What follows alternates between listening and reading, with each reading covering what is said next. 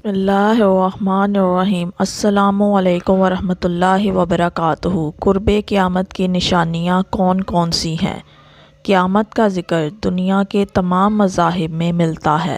روایت میں آتا ہے کہ قیامت اسرافیل کی اس خوفناک چیخ کا نام ہے جس سے ساری کائنات زلزلے کی صورت میں لرز اٹھے گی، پہاڑ ریزہ ریزہ ہو جائیں گے۔ اس چیخ کی شدت سے تمام انسان اور جاندار مر جائیں گے۔ اس ہولناک دن کی خبر تمام انبیاء اکرام علیہ السلام نے اپنے اپنے مذہب میں دی ہے، جبکہ اللہ رب العزت کے آخری رسول حضرت محمد صلی اللہ علیہ وآلہ وسلم نے بھی قرب قیامت کی چند نشانیاں بتائی ہیں، جس میں کعبہ کا طواف رک جانا بھی شامل ہے، جو کہ دنیا بھر میں کرونا وائرس پھیلنے کے بعد سے ہو چکا ہے۔ سوال یہ ہے کہ وہ اور کون سی نشانیاں ہوں گی جن سے اندازہ لگ پائے گا کہ اب قیامت قریب ہے۔ کرونا وائرس کی وجہ سے سعودی حکومت نے عارضی طور پر طواف کعبہ کو رکوا دیا تھا، جس کے بعد لوگوں نے اس کو قرب قیامت کی نشانی قرار دینا شروع کر دیا، لیکن دراصل حقیقت میں ایسا ہرگز نہیں ہے، کیونکہ قرب قیامت کی نشانی میں سب سے بڑی نشانی یہ ہے کہ طواف کعبہ، خانہ کعبہ کے طواف کو زبردستی رکوایا جائے گا۔ طواف کعبہ کو زبردستی رکوانا اس میں شامل ہے، جو کہ فی الوقت پوری ہوتی دکھائی نہیں دے رہی۔ روایات میں یہ بھی بتایا جاتا ہے کہ حج کے موقف ہونے کے بعد دوسرا بڑا واقعہ مسجد اقصیٰ کو شہید کرنے کا رونما ہوگا، یعنی پہلے حج موقف کیا جائے گا، اس کے بعد یہودی قوتیں مل کر بیت المقدس کو شہید کریں گی۔ قرب قیامت کی ایک نشانی یہ بھی بتائی جاتی ہے کہ حج موقف ہونے کے بعد سے لے کر حضرت عیسیٰ علیہ السلام کے نازل ہونے تک مسلمانوں پر نہایت کڑا وقت آئے گا۔ مسلمانوں پر نہایت ظلم و ستم ہوگا، ان پر ظلم و ستم کے پہاڑ توڑ دیے جائیں گے اور دنیا بھر کے مسلمان انتہائی زیب و حالی کا پسماندگی کا شکار ہوں گے۔ اس کے برعکس یہ وقت یہودیوں کے عروج کا وقت ہوگا، جس کا وہ کئی برسوں سے انتظار کر رہے ہیں۔ علماء اکرام اور اسلامی اسکالرز بتاتے ہیں کہ یہ واضح نہیں ہے کہ پہلے حج موقف کیا جائے گا یا بیت المقدس کو شہید کیا جائے گا۔ دور حاضر میں فلسطین پر نظر دوڑائی جائے تو معلوم ہوتا ہے کہ بیت المقدس پر یہودی قابض ہیں۔ یہودی خود کہہ رہے ہیں کہ وہ بیت المقدس یعنی مسجد اقصیٰ کو شہید کرنے کے لیے مناسب وقت کا انتظار کر رہے ہیں۔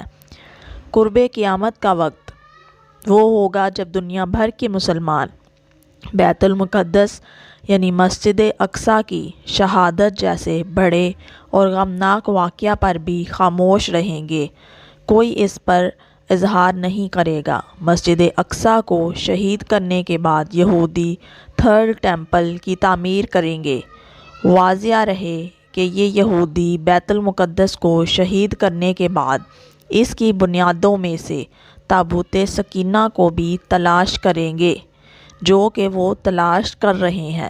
قرب قیامت کی ایک نشانی یہ بھی بتائی جاتی ہے کہ یہودی بیت المقدس کی جگہ تھرڈ ٹیمپل کی تعمیر کریں گے تو وہ اس میں حضرت داؤد علیہ السلام کا تخت لا کر رکھیں گے۔ یہ تخت بنیادی طور پر ایک پتھر ہے جو کہ اس وقت انگلینڈ کے ایک چرچ میں پڑا ہوا ہے، لیکن کچھ لوگوں کا ماننا اس حقیقت کے مخالف ہے۔ کچھ لوگ اس حقیقت کے مخالف مانتے ہیں کہ یہ پتھر اس وقت اسرائیل کے قبضے میں ہے، وہ اسے عام انسانیت پر واضح نہیں کیا جا رہا۔ جب یہ پتھر تھرڈ ٹیمپل میں رکھوا دیا جائے گا تو اس وقت دجال کا ظہور ہوگا، جو کہ اس ٹیمپل میں آ کر اس پتھر پر بیٹھے گا اور اس کی تاج پوشی کی جائے گی۔ اس کے بعد دجال اسرائیل کی بنیاد رکھے گا، گریٹر اسرائیل اس کو بنائے گا، جس کا نقشہ یہودیوں نے اپنی تعلیمات کے مطابق تیار کر رکھا ہے۔ سعودی عرب، عراق، شام، لبنان اور مصر کے بیشتر علاقہ جات اس سلطنت کا حصہ بنا دیے جائیں گے۔ سعودی عرب کے دو عظیم شہر مکہ مکرمہ اور مدینہ منورہ گریٹر اسرائیل کے نقشے میں نہیں آتے ہیں۔ اس کے بعد حضرت امام مہدی کا ظہور ہوگا، جس کے بعد مسلمان حضرت امام مہدی کو خلیفہ چنیں گے، اور پھر حق و باطل کے درمیان جنگ لڑی جائے گی، جو کہ ایک بڑی جنگ ہوگی، اور مسلمانوں کو اس جنگ میں فتح نصیب ہوگی۔ حق و باطل کا یہ معرکہ آخری فیصلہ کن جنگ ہوگی، جو کہ شام کی سرزمین پر لڑی جائے گی۔ کہا جاتا ہے کہ اس جنگ کے بعد حضرت عیسیٰ علیہ السلام کا ظہور ہوگا، جس کے بعد امام مہدی اور حضرت عیسیٰ علیہ السلام مل کر دجال کو موت کے گھاٹ اتاریں گے۔